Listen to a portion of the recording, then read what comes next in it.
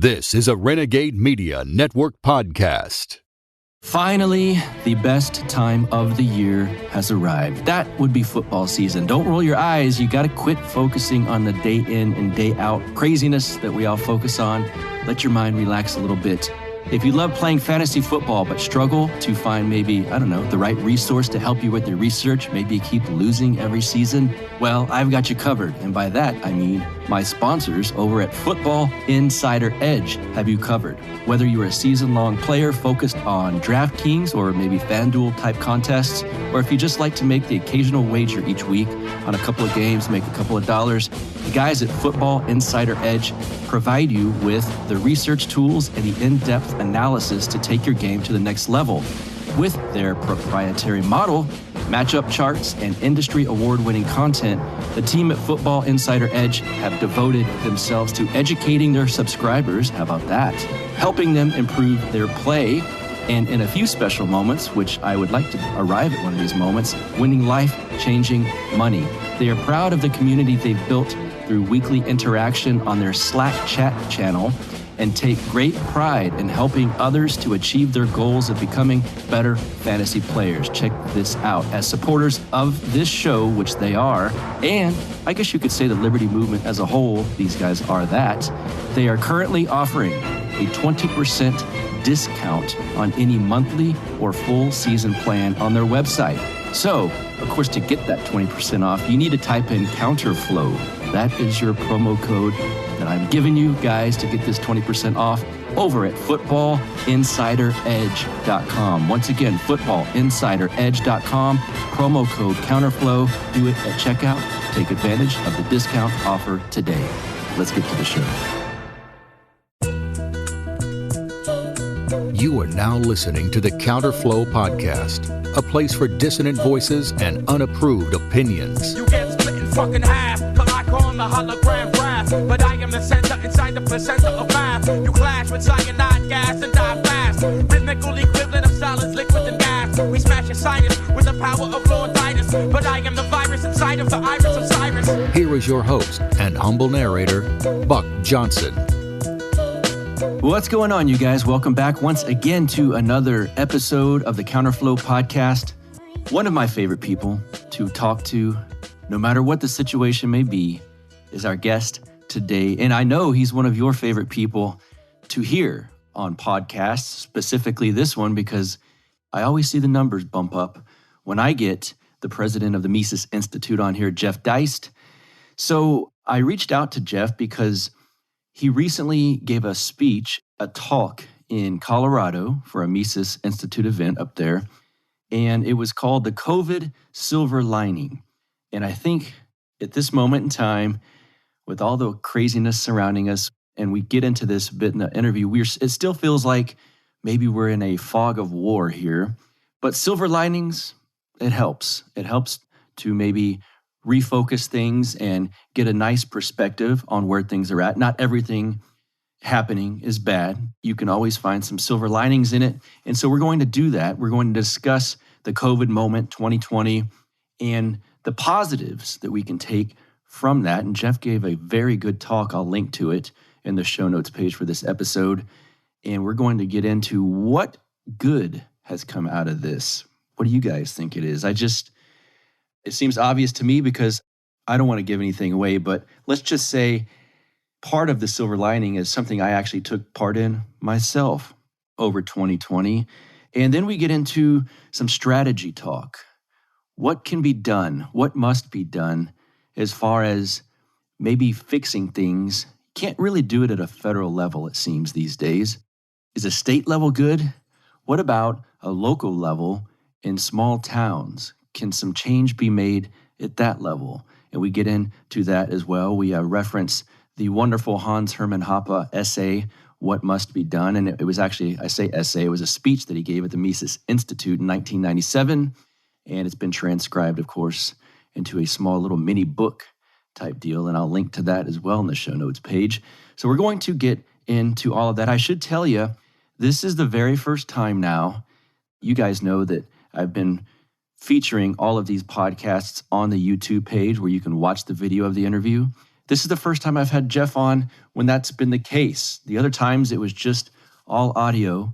So I know there are some listeners out there that will want to view this interview. You know who you are. So it's on our YouTube page, Counterflow with Buck Johnson, and subscribe to it. I'm trying to get those numbers up. You've heard me say it before, but I ignored that page for far too long, and now I'm trying to put some love into it and give you guys some great content on there, besides just the audio feed that you get here. And that would be stuff like, well, live streams that I will be doing solely on the YouTube page. So subscribe to that page and give us some love and help me get those numbers up and all of that good stuff. Let's just get right to the president himself. Jeff Deist is president of the Mises Institute, where he serves as a writer, public speaker, and advocate for property, markets, and civil society. He previously worked as a longtime advisor and chief of staff to Congressman Ron Paul, for whom he wrote hundreds of articles and speeches. In his years with Dr. Paul, he worked with countless grassroots activists and organizations dedicated to reducing the size and scope of government. He spent many years as a tax attorney, advising private equity clients on mergers and acquisitions. He's here on Counterflow. My friend, one of my favorite guests to get on the show, President Jeff Deist. Welcome to the show, sir. How are you? Hey, Buck. How are you doing? I'm good. My audience doesn't know, but we were just talking prior to this, and you're already fired up. So that's how fired up Jeff Deist is good Jeff Deist. Well, I try to keep it under wraps. How are things at the Mises Institute before we get into this? How are things down there? Well, it's good. We have a full slate of events. You know, it's a very strange year. We're seeing a lot of really bizarre takes on the economy, on the Fed, on inflation, on COVID, and, you know, trying to push back on that as best we can. And, you know, obviously really disappointing in the libertarian sphere to see so much rollover to all this. And I saw one, won't name him, libertarian economist the other day saying, well, you know, GDP seems to have come back and there's more people unemployed, but it doesn't really seem to matter, ho, ho, ho. And, you know, you're just thinking to yourself, you know, do you really believe that shutting down production maybe of half the country for 18 months, you know, having fewer goods and services as a result is not a big deal because of a useless aggregate like GDP, which includes government spending and the $2.9 trillion CARES Act, by the way? So, you know, it's this kind of navel-gazing stuff, this clever masquerading as smart that has really soiled the libertarian sphere with the COVID business. Yeah, you gave a talk that I want to get into when you were in Colorado recently called Silver Linings of the COVID Moment, something thereabouts. And something you mentioned in it that I still think a lot of us find ourselves in is the fog of war and kind of trying to grasp what actually happened, what we're doing right now, and what could be happening in the future. A lot of us are still in that fog of war. What are some of your clear takeaways from 2020? Well, that government at all levels wildly overreacted to a very survivable virus, that we would probably, I can't say this definitively, but that we would probably be better off if we had literally done nothing and just let the virus achieve some sort of herd immunity. I can't say that again definitively, but I suspect that's the case. I know that we'd be better off if we had taken steps to isolate and protect older people especially, and people with immunocompromised conditions, and basically let the rest of the world go about their business. There's no question we'd be better off with that. But, you know, when I say the fog of war, we're still in this sort of period like we were after 9/11, where, you know, who did it and what are the ramifications and how serious is it? But now we're 18 months later and we're still asking so many of the same questions are unanswered. You know, we still don't have good, clear answers on, you know, how many vaccines do you need? Is it 3? Is it 4? In my opinion, we still don't have real clarity on masks. You know, maybe they have a slight effect on transmission, a 10 or 15% effect, but they have huge costs, which nobody ever talks about. People talk about the upsides of masks. They never talk about the downsides, which includes bad psychology. They include terrible ramifications for child development, especially infant development, looking up at your mommy in a mask. Imagine that. And they also have, I think, some respiratory questions, which we haven't answered yet, having this filthy cloth where you're trying to exhale CO2 all day is probably not very good for you. So it's going to be some time till we really have clarity on that. But it's just interesting that we still don't have really strong answers on masks. We really don't have strong answers on whether there are asymptomatic spread. I mean, you think this would be a pretty important thing to figure out, because if you don't spread it asymptomatically, then all you have to have a stadium full of 100,000 people is some kind of thermometer check at the gate or whatever. But of course, we don't want to look at that because politicians want to boss everybody around, all the way down to the local level, which we've seen over the last year. And, there's an awful lot of people in this country who are praying for some kind of huge reset, and they got it. They were willing, in part, not entirely, but in part, they were willing to shut down the world to get Trump, as I think I've mentioned to you before, and that worked. They got Trump, and now they want to keep it going. Something else that you just kind of hinted at, and we've talked about this before, it really hits home. Imagine had this whole thing happened, let's say in the 70s or the 80s or anything pre-internet, really. I think it was you that said it might have been a blurb a few pages into the first section of the New York Times. Some people get sick, some hospitals got full. You can't work from home. You can't lock anything down. They almost would have had to do nothing. Yeah, you can go back and find news stories as recently as 2017, 2018. But of course, if you go back decades of certain hospital ERs being overrun by a particularly bad flu in a particular area. So that's nothing new. COVID appears to be a pretty nasty virus, and it's got maybe some endurance and some staying power that traditional or standard cold viruses haven't had. But okay, I mean, why wasn't anyone talking about diet and exercise and sunlight and mental health and isolation and obesity and drinking too much and all these things that really could have made people's lives better, instead of just bossing them around to go home and don't work, get enhanced unemployment benefits, don't pay your rent. I mean, the whole thing is so obviously screwed. It's clearly one of the worst things that our governments at all levels have ever done. I mean, this is probably a once-in-a-century screw-up. At least I hope it's a once-in-a-century screw-up. Yeah, that's what we hope. Well, the talk you gave was on the silver lining, at least one lining, maybe if not more, of the COVID moment, and we'll get into the weeds of that. What's the general takeaway on what the silver lining from what we have been going through would be? Well, I think the biggest takeaway is localism. Everybody found out that all crises are local.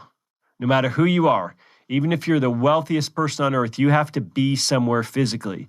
And wherever you are, you need to consume calories, you need hot and cold running water, you need electricity, you might need prescription drugs, you might need ingress and egress. So, nobody was totally untouched by COVID. And it made people realize that the conditions around you are actually very important, because a lot of people, myself included, are guilty of really, first of all, I travel a lot. And second of all, it's easy to sort of live your day in this digital world, and that gets into your headspace, and you start to forget about, your local environment. And, you have, when was the last time you were in your backyard? When was the last time you really looked at the weeds in your garden or whatever it might be? And so COVID and the shutdown sort of slammed the brakes on a lot of people's lifestyles. And I think that was, although, obviously based on crazy policies, it probably made some people think. And when you start to think about localism more, you start to say, hey, it really does matter if you're in Florida right now versus if you're in Australia right now. I mean, even today, much less March of last year, but even today in the fall, what is it now, September 1st of 2021, it matters a lot if you're in Florida or if you're in Australia. It matters a lot if you're in Sweden versus the UK. I mean, these differences were really pretty profound. And I think once you get people thinking that way, it's very, very healthy, because I think a lot of faith has been lost in institutions, certainly over the past 10 years, but it's accelerated with Trump and all these other things, and COVID now, and Afghanistan, my God. And the biggest institution in America, whether we like it or not, far and away, is Uncle Sam, the federal government. And so I think this is a really healthy thing, that we're losing faith in the federal government's ability to manage anything. It can't manage COVID. It can't manage Afghanistan, for God's sake. It can't manage the dollar. It can't manage entitlements. It can't manage education. It can't manage medicine. So these are all healthy realizations because, we know they're true. And so the sooner more people agree with us that they're true, I think, the better, because we ought to be getting on with it. And we've seen this incredible, beautiful, soft secession happening. People are fleeing certain states and they're heading to other states in droves. I don't have to tell you this as a former Austinite. Mm-hmm. It doesn't even have to be ideological necessarily. They're just fleeing dysfunction. And if we look at the political map, precinct by precinct, red versus blue of, let's say, the last 4 or 5 presidential elections, if there is a shift of headcount away from cities, deep blue cities, and towards exurbs and rural areas, that represents a dramatic shift, a realignment of political power. That means the Electoral College is going to come roaring back into importance. All kinds of things.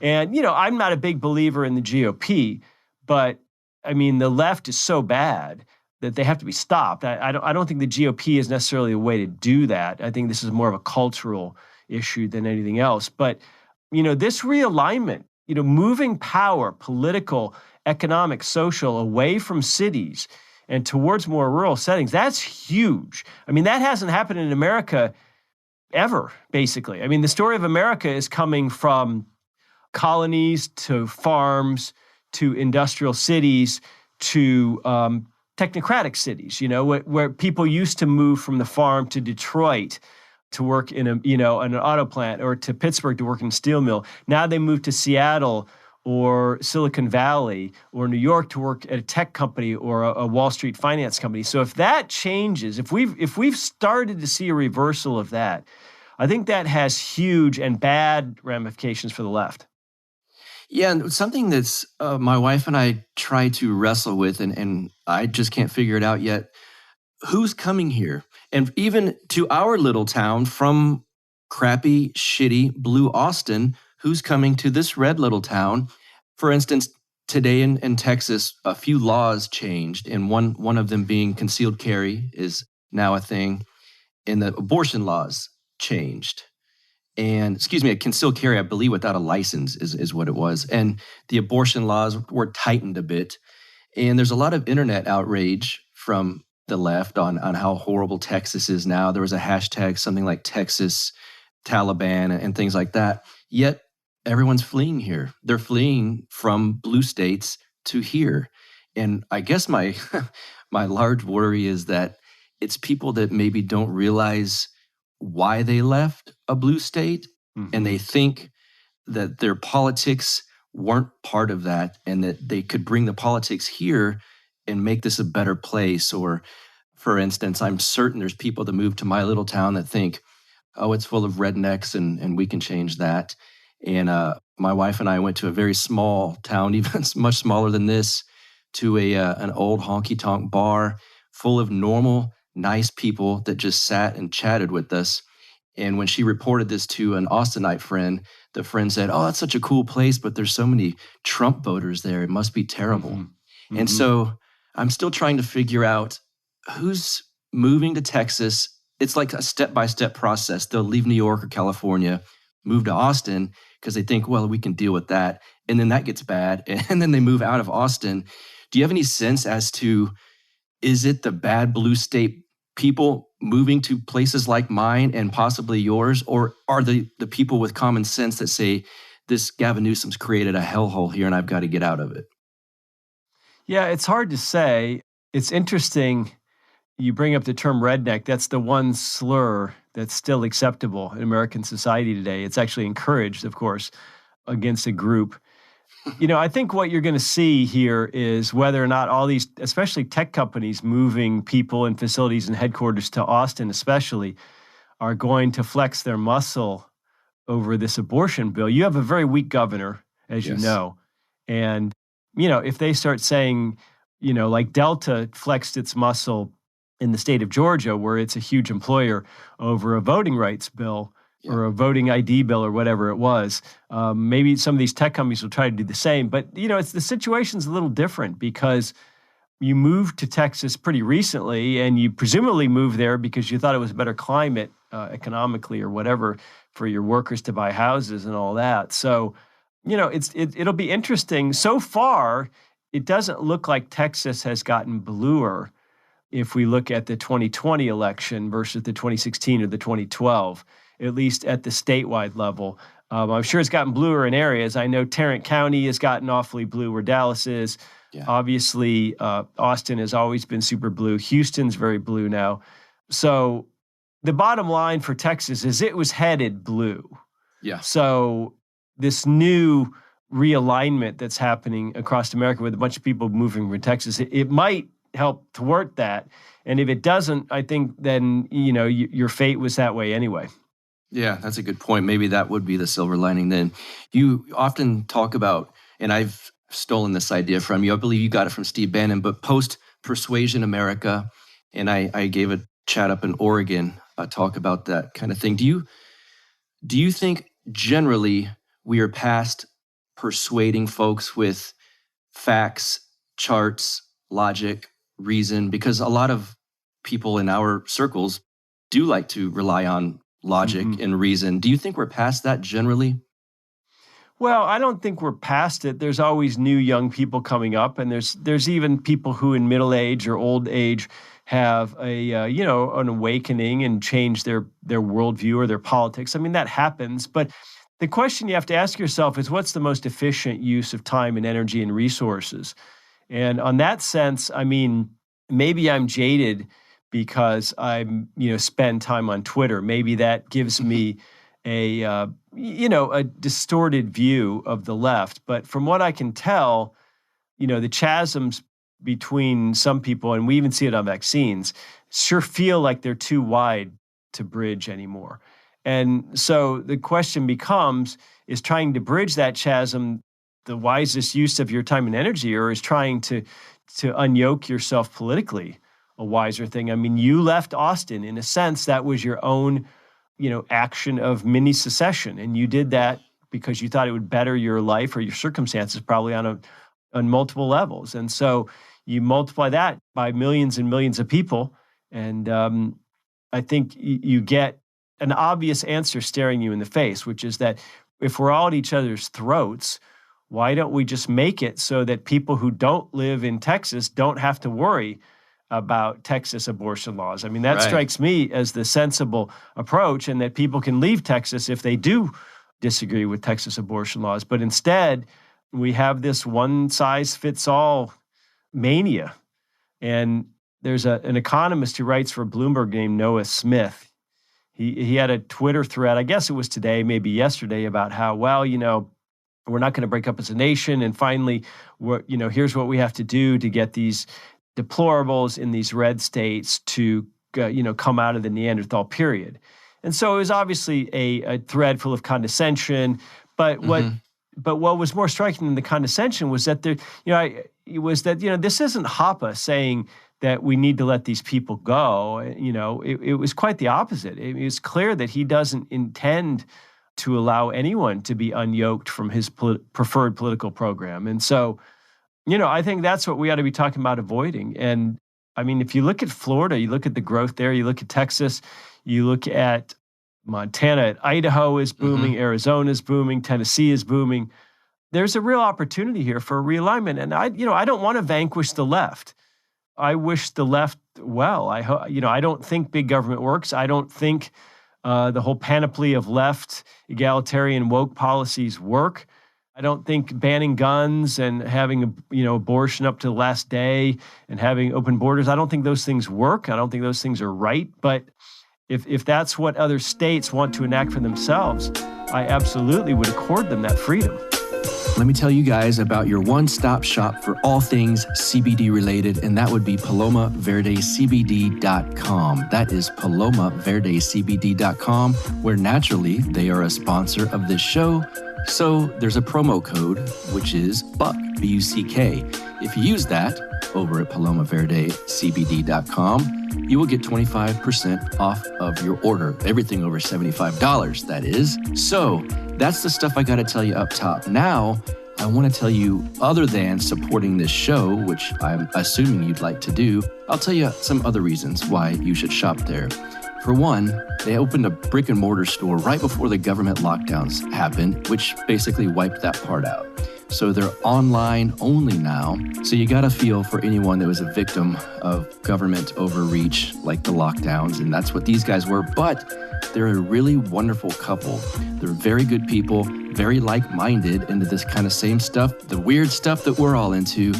I can tell you that Carlos and Vanessa out of San Antonio are truly good people, and they're really hard workers. They put a lot into this business. There's a lot of personal touches, so that ought to entice you guys as well. I can tell you about some of the products. They've got the mint CBD tinctures. They've got all the CBD stuff. If you're thinking, do they have this? Yeah, they probably do. They've got CBD soft gels, CBD gummies. They've got the tinctures. Like I said, they've got salve stick. There's a sleep bundle to help you sleep with several things in that. They've got salve, and I bragged about this a lot, but I genuinely mean it. The CBD Cool Menthol Sports Cream is the best sports cream I've ever used. And I am not saying that just because they're sponsors. I actually mean it. Also, the pet treats, the dog chews. Guess who loves the dog chews? That would be Lux, my French bulldog. If you know anything about the French bulldog breed, once they're about 10 years old, they kind of limp around a little bit slower than they used to. Well, that was my dog, basically, up until I started giving him these dog chews and putting the pet CBD tinctures on his food every morning. And now he thinks he's like 2 years old again, which would be 14 years old, I guess, in dog years. But yeah, so he thinks he's a teenager. Anyway, I love that he loves that. And I love that these guys are sponsors. Like I said, they're great people. They want to help support this show, as do you. So, PalomaVerdeCBD.com, promo code BUCK, B-U-C-K at checkout, get you 25% off of everything over $75. Please give them a visit. It helps them, it helps me, and it helps my dog. What more could you ask for? Let's get back to the show. You said in that talk in Colorado something that really stuck with me, and that's the COVID moment unveiled at least two big mindsets in the country. One of those is the side that truly wants businesses locked down and likes seeing these cops in the street beat down lockdown protesters and vax mandate protesters. And you kind of summed it up in a tweet you just referenced this morning. And that is the modern progressive mindset. You referred to it as a warped ideology of vengeance. And I keep seeing the same thing. And often, even in libertarian circles, I can always identify someone who's basically a progressive because they come off as, it seems that their thoughts and their philosophies rooted in resentment and smugness. And I'm still trying to figure out why that is, where that comes from. I guess I'm making more of a statement than a question, but I'd like to get your thoughts on that because it baffles me. I've got a book recently by a psychologist that delves into this, and I'm going to get him on at some point here. But I assume you see that, and why do you think that is? Yeah, it's such a tough question because both sides sort of feel like the other side started it, if you know what I mean. Yeah. You know, there is this smugness and contempt, and you feel it. You feel it in libertarian circles, but certainly in progressive circles, this just hatred for rural and especially Southern America. Mm-hmm. And that's not a healthy outlook. That's not a liberal outlook. I mean, I've lived in deepest blue America, and I've lived in what I guess most blue people would think is deep red America in Alabama. And, you know, I mean, there's no reason that you can't have in a country this big with a population this size, that you can't have all kinds of diversity and variety. The problem, the violence, this idea of vengeance comes in when we have a mechanism for harming each other through Washington, D.C., through the federalization of everything. That's what concerns me. And when you talk about these things, unfortunately, it's almost like Reagan Gorbachev or something, like you have to have a détente because, you know, both sides are distrustful of the other. Both sides think the other is probably winning.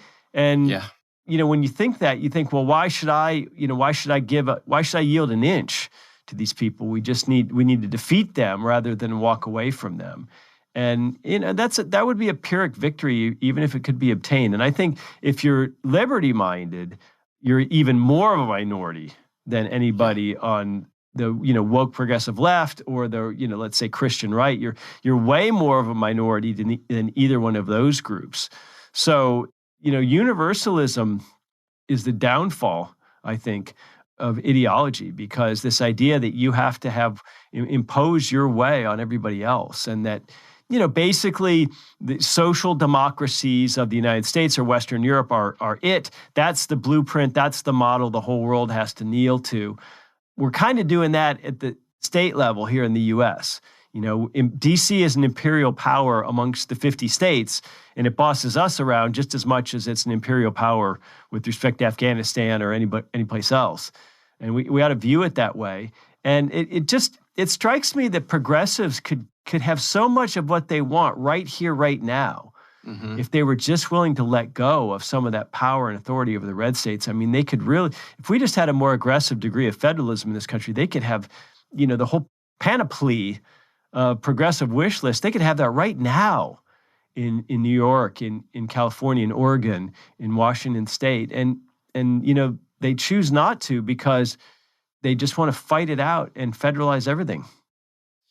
Hans Hermann Hoppe had a wonderful speech, and it's been printed now in articles and whatnot in a mini book, I believe, called What Must Be Done.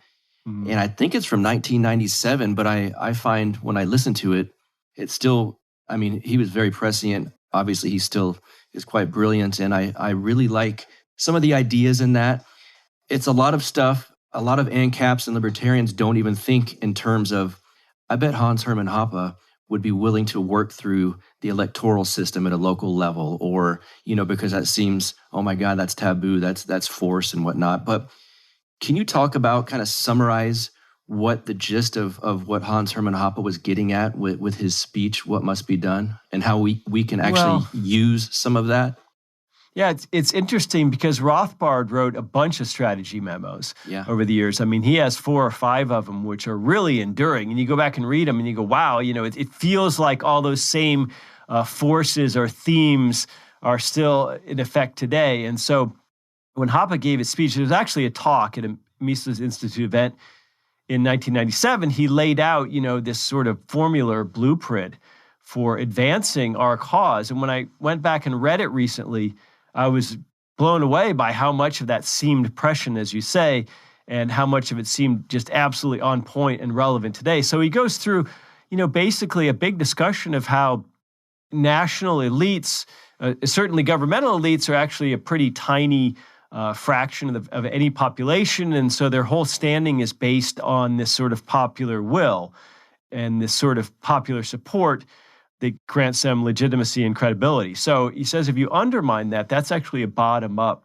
approach, and needs to start at the local level where you sort of identify people who are natural leaders, and that you go from there. And that it's actually very hard, if you think about it, for maybe 3 million federales to come run America. And if some, Angelo Codevilla has written about this as well. He wrote an excellent essay in the Claremont Review about, America Divided. And he says, what could they really do if some small town in Texas at its local high school, government, taxpayer-funded high school, wants to have prayer before games? We all pray that no kids get a concussion or something, are they going to send in the troops? And Hoppe questions this, and he really strikes at this idea of legitimacy. And so, we have to be, I think, realistic. We have to be shrewd. And I think we have to understand that there are tens of millions of people in America who deeply, vociferously disagree with us,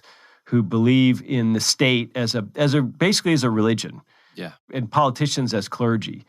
And so rather than trying to win them over in a national election, who you're going to have your person's going to become president.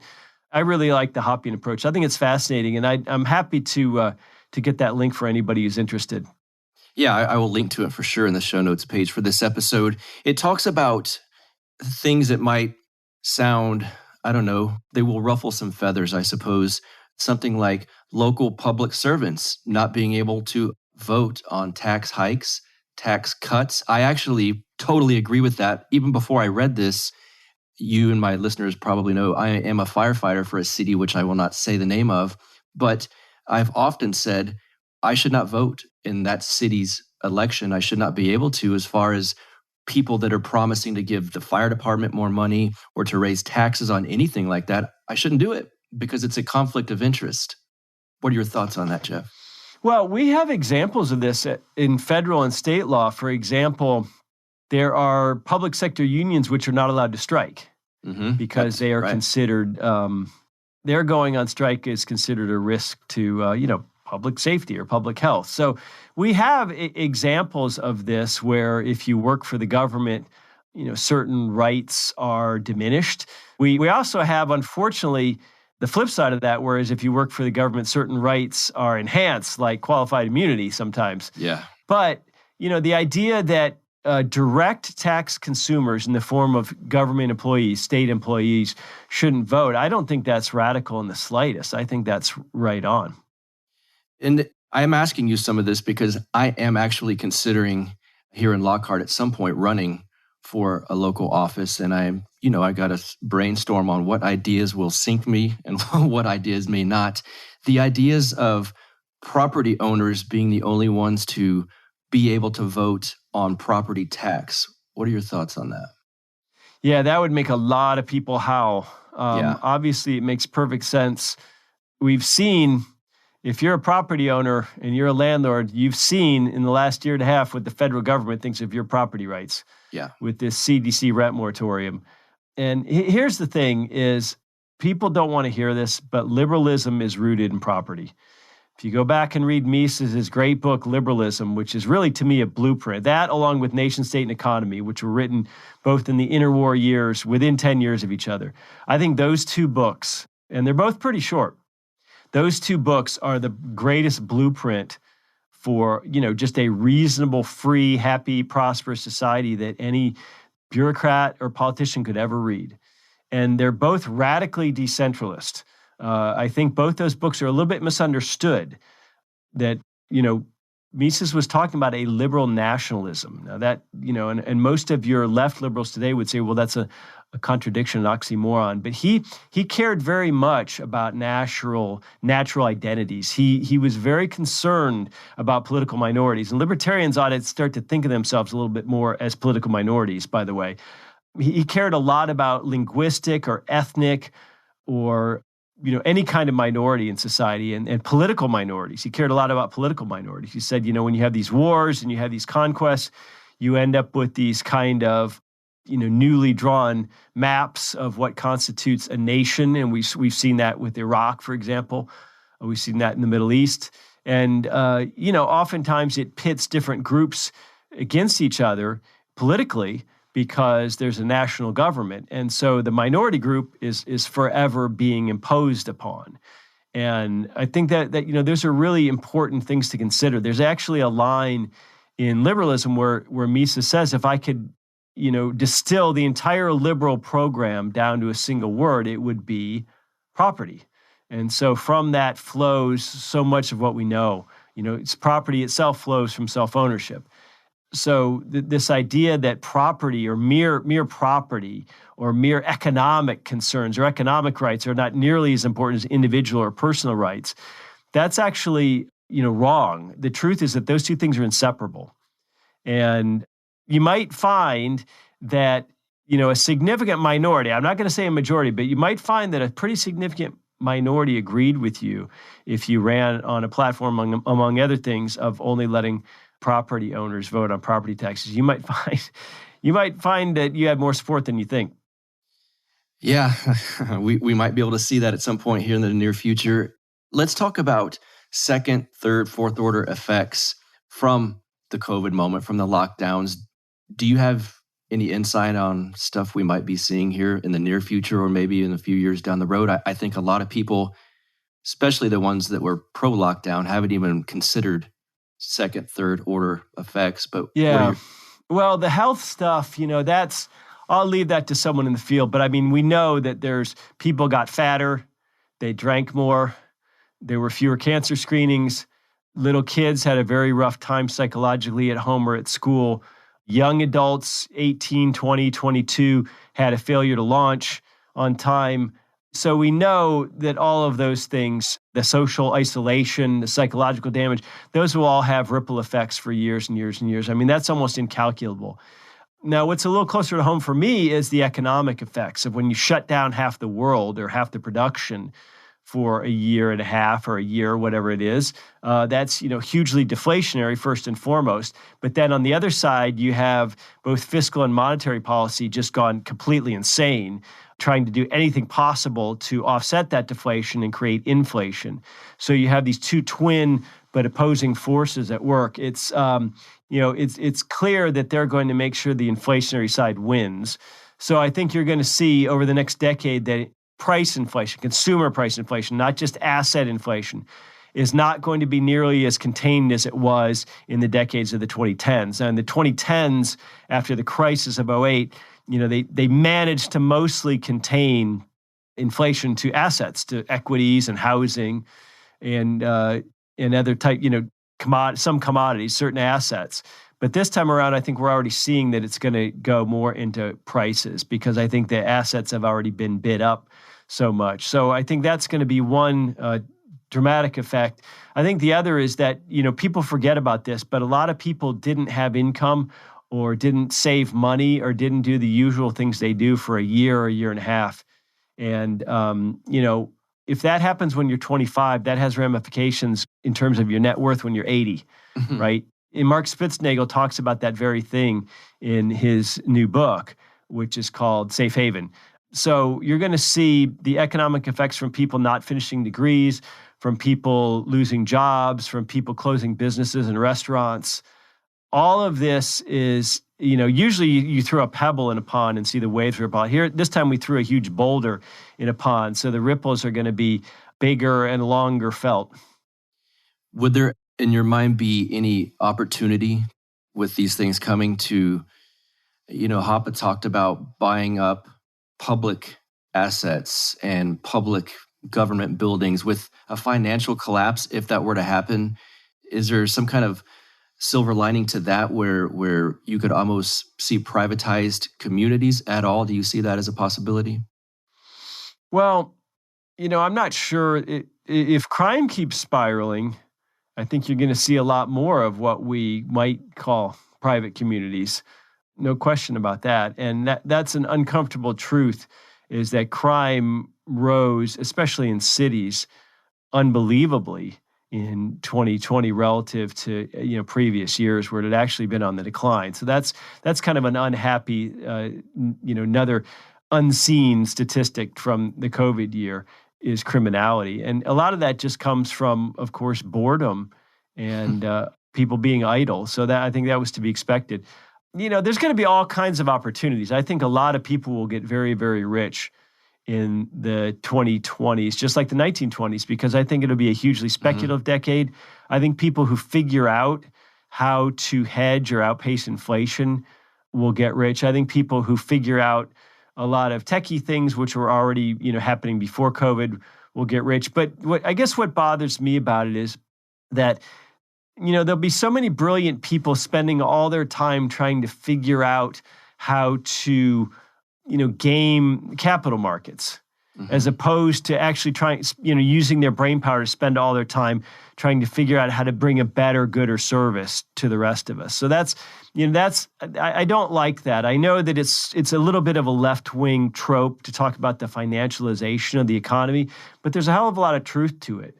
A lot of people, I think, absent the Fed, would have to do jobs other than what they do, moving money, as opposed to producing a good or service. So I think there's going to be a lot of new really rich people, because there's a lot of opportunity now for the gig economy, for work from home arrangements and what that's going to mean. We've seen companies like Zoom come from relative obscurity to become the number one dominant video platform in less than a year, in a few months. I mean, I'm sure fortunes were made. I forget offhand who owns Zoom, but there's always opportunity, and we ought to get after it and not complain. I mean, first and foremost. I want to ask you something about time preference, because Hoppe talks about that a lot, and I love this subject. I know it sounds obscure and strange to a lot of people, but do you think the left having a very high time preference, does them winning everything, does that have to do with a time preference issue in your mind versus libertarians with almost zero time preference, or those on the right with very low time preference? Do you think that comes in to play as far as the structures of power go and the left seemingly winning all the time? Well, in a sense, you got to hand it to the left. In a certain sense of the term, they've had low time preference because they've been willing to have big victories slowly, over decades and decades, and maybe even beyond their lifetimes, rather than small victories here and now. I mean, the right tends to sell out its interests, such as they are, pretty cheap. There are lots of people. There are architects of like Social Security, for example, which was, obviously at the time, and it still is today, but at the time, that was a deeply left-wing idea that people would simply get paid a retirement income from Uncle Sam, and that a certain amount would be forced out of their paycheck every month to pay for this program. I mean, that was a pretty radical left-wing idea. And so the people who engineered that, when life expectancy was well below 65, by the way, and there was something like 30 workers to every one Social Security recipient, the people who engineered that are long gone.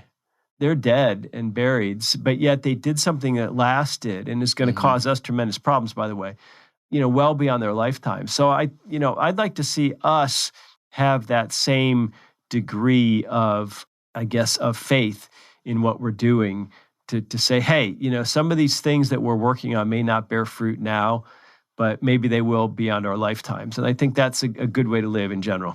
Yeah, so same here.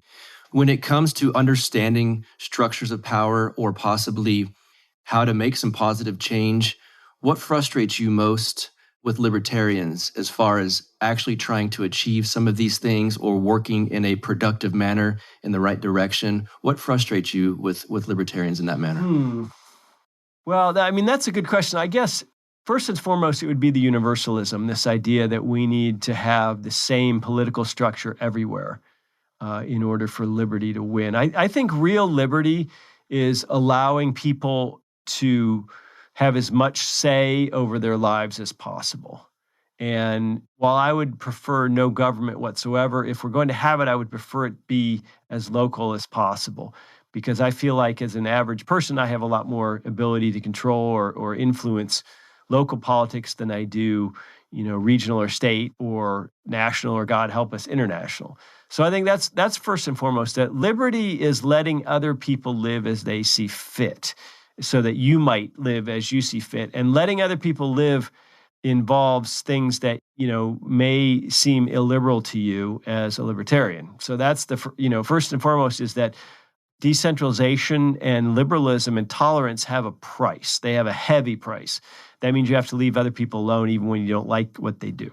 Okay, that's first and foremost. But also this tired neither left nor right thing. I mean, look, we live in a progressive America, and that doesn't necessarily just mean left progressive. There are certainly right progressives, people who believe that the state ought to be the central organizing principle, and that through statecraft, all things are possible. You can command economies. You can command a certain type of government in Afghanistan. You can just will these things. To me, that's what a progressive is, someone who thinks you can use government force to basically will things into existence. And so there's people on the right who fit that description as well as people on the left. But, progressives control government. And don't kid yourself, even in these red states, go to the cities, go look at the city councils, go to the school boards. You'll find progressives everywhere. They control, obviously, corporate America. They control media. They control the arts. They control K through 12 and secondary education. They're increasingly starting to control the military, and they certainly control mainline religion. Protestant churches, Roman Catholic Church, most synagogues. So this is just a reality. And when you're talking about illiberalism, you tend to think about this in just such binary left-right terms, when in fact, it's progressives who run everything. And if you can't admit that, or you're too hung up on being neither left nor right, or if you can't accept that, you're just useless, because that's the reality. So if you're not willing to start from reality, you're one of Murray Rothbard's space cadets. Yes. The modal libertarians. Why did Zippix Toothpicks choose this podcast to start with before any of the other ones in their advertising? Well, It's because I reached out to them because I love this product. I was already using them, so why not help sell them and in turn make a little money for the Counterflow podcast? Zippix nicotine toothpicks. Let me tell you about them. Remember the toothpicks you would have when you were young with the cinnamon flavor? These are basically the adult version of that. They've got nicotine in each toothpick, and like I just mentioned, they actually have that cinnamon flavor along with mocha flavor. Peppermint watermelon is very good, and I really love the Spice Island clove flavor. And so if you're trying to kick the nasty habit you may have or the stupid looking vape habit that you may have, this is the best and cheapest alternative. Not only cheapest, but think of it this way. When you need that nicotine fix and you're on an airplane because everyone's flying again now, right? Or you're at a restaurant because now restaurants are open again. You don't have to wait until you get to your destination if you're on vacation. You don't have to get up rudely and leave the table if you're at a dinner. They're toothpicks. You can have them anywhere. No one cares. And like I said, if it's after dinner, you can actually use the toothpick function of it as well. So go to zippixtoothpicks.com and enter promo code Counterflow for 20% off. Once again, zippixtoothpicks.com, promo code Counterflow. Let's get back to the show. Do you think there's an issue maybe, and feel free to say no, but this is something I've been trying to put together in my mind and talk to people in our circles about, but with libertarians, maybe they should try to be better people. Maybe they should try to gain more wealth. Maybe they should try to look more presentable. And I say this because I feel like sometimes the ordinary person that's just looking for security and safety from elected officials may not want to hear the message if it's coming from someone that would seem like an unimpressive kind of weirdo to them, quoting just abstract theories. Do you think that we can work in that area as well? Well, of course. I mean, this is how progressives win. It's because they have wealthy, successful people on their side, right? That's obvious. And so even if you have a minority perspective on, let's say, a particular issue, it doesn't matter if you have elites pushing it for you. There's often a way to get it done, whether that's not electoral or, whether you do it through the courts, whether you do it through media, whether you do it through social pressure or corporate pressure or however you do it. So this is clearly a place where, it just makes sense if you think about it. If people who are really wealthy and successful, almost by definition, have some degree of vested interest in the status quo, right? Almost by definition, if you're wealthy and successful, you don't want to completely upset the apple cart. And oftentimes, wealthy and successful progressives are all for, new taxes and that sort of thing because they'll still be wealthy. They'll still be elite. And this represents sort of first of all, it allows them to scratch their guilt. And second of all, it allows them to basically enact barriers to other people joining them amongst the ranks of the wealthy and elite. So I think being an impressive person is pretty rare. And I'd like to see impressive people running for office in third parties or whatever. I don't think we need, I always hear this thing like, well, we have these great ideas. It's like, ideas, okay. I mean, when Microsoft developed Windows back in the 90s or whatever, there were 1 million small companies in garages who had a better product than Windows. There are still tech guys and programmers who bitch about Windows and bitch about Microsoft and say, oh my gosh, it's a totally inferior product, But Microsoft won. Microsoft had sales and marketing.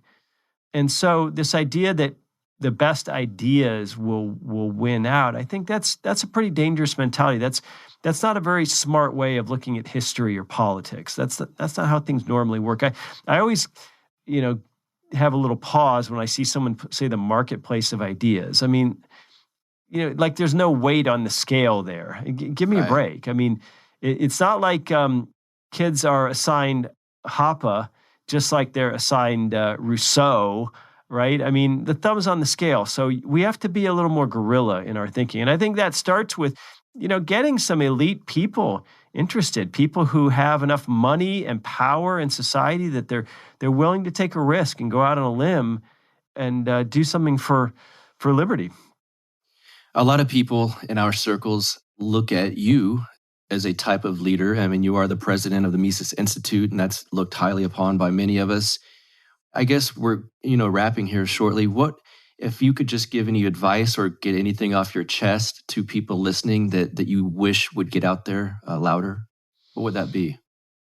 Wow. Well, that's another tough question. I mean, I guess first and foremost, it's just you have to save yourself before you save anybody else. And so you have to hopefully, have your act together, your finances together, your life together, and, may, if possible, be working towards a family. And if not, be working towards adoption or being a great uncle or aunt or whatever that might be, because I think that's so important.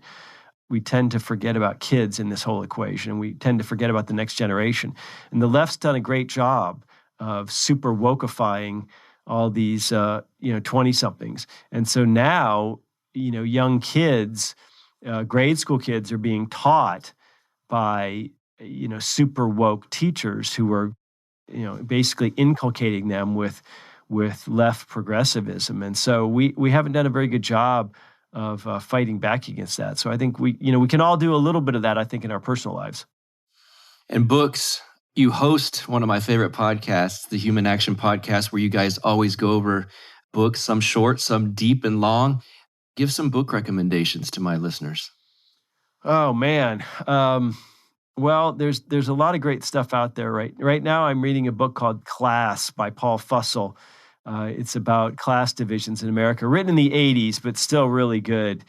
That's a fantastic book. We're about to start, on my show, delving into Murray Rothbard's big 2-volume History of Economic Thought. So that's going to be multiple episodes. And, the easiest and best way to learn economics is to read the history of economics and to read biographies of economists. As far as I'm concerned, that's a lot easier than reading Man, Economy, and State or Human Action. Go read The Last Night of Liberalism by Guido Hülsmann, of course, and you'll learn plenty of economics along the way. So it's pretty incredible that one of the last things Rothbard finished were these, or actually didn't finish the second volume, but these 2 huge volumes, The History of Economic Thought. So I'm looking forward to that, and I'm just hoping that people tune in. And if you don't want to read the books in question, then we're sort of giving you the Cliff Notes. In the speech we talked about earlier from Hoppe, What Must Be Done, he talked about intellectual institutes, which obviously you guys are at the Mises Institute, and you have an event coming up in October. Can you talk about that? I really want to get out there, and I'm working on that now. Talk about what you guys are doing out there and what's going on. Oh, well, we do a bunch of annual events, but this is kind of our social event. It's more of a supporter summit. So we get together with a lot of our donors, and we have a couple days, usually at some nice resort. This time we're in St. Petersburg, Florida. And the whole weekend's going to be based on strategy and what should be done and revisiting Hoppe's essay. So we're going to have a bunch of great speakers like Tom Woods giving us their perspective on, sort of where we are right now in America and where we're headed and what we ought to be doing along the way. Awesome. And plug away for any social media presence you want to give and the Institute websites, Twitter, any of that. Well, I hope you're checking out Mises.org. I hope you will go there and sign up for some of our daily emails. And I hope you're following the Mises Institute on Twitter. That's the best way to just sort of get our scrolling feed of articles, and also following me on Twitter at Jeff Deist, one word. Excellent. Jeff Deist, thank you so much, my friend. Thank you for being here once again. All right. Thank you, Buck. Yes, sir. All right. Once again, thanks to the great Jeff Deist for coming on this show. And like I said, some of you will want to watch that interview. I know that. It's on our YouTube page, Counterflow with Buck Johnson. Go to the YouTube page, subscribe to it, comment away if that's what you like to do on there. I do see most of the comments, I think. So give us some love on there. Share that around. We've got the counterflowpodcast.com website, of course, where all of my social media links are, all of these episodes are, and it's even got a link to my Patreon if you want to donate some money this way. All of it, of course, goes right back into this show. That I can promise you. It's also got the Counterflow t-shirts on that website if you'd like to look cool while you're listening to something so cool, right? So that's counterflowpodcast.com. Go to iTunes, leave us a review if that's the kind of thing you do. I should start reading some of those. In fact, I will do that. That's my word. I'll start reading some of those reviews because I'll read the good ones and the bad ones. The good ones, of course, are nice to read. The bad ones crack me up sometimes, so maybe they'll crack you up too. Telegram group, if you got that app, we got a Telegram chat, Counterflow with Buck Johnson. All kinds of great stuff in there. My man Bruce is in there, Mark Metz in there, Becky, lots of good people in the Telegram group. Shout out to all of you guys. Articles shared on a daily basis and lots of back and forth, good discussion in the Telegram group. And until next week, you guys have an excellent week. Hope you enjoyed this chat, and we will see you soon. You get split in fucking half, but I call the hologram brass. But I am the center inside the placenta of math. You clash with cyanide gas and die fast. Rhythmical equivalent of solids, liquid, and gas. We smash your sinus with the power of Lord Titus. But I am the virus inside of the iris of Cyrus. Like the sound of the Counterflow podcast? Our audio production is provided by Podsworth Media. Check them out at podsworth.com. This has been the Counterflow Podcast, a part of the Renegade Media Network.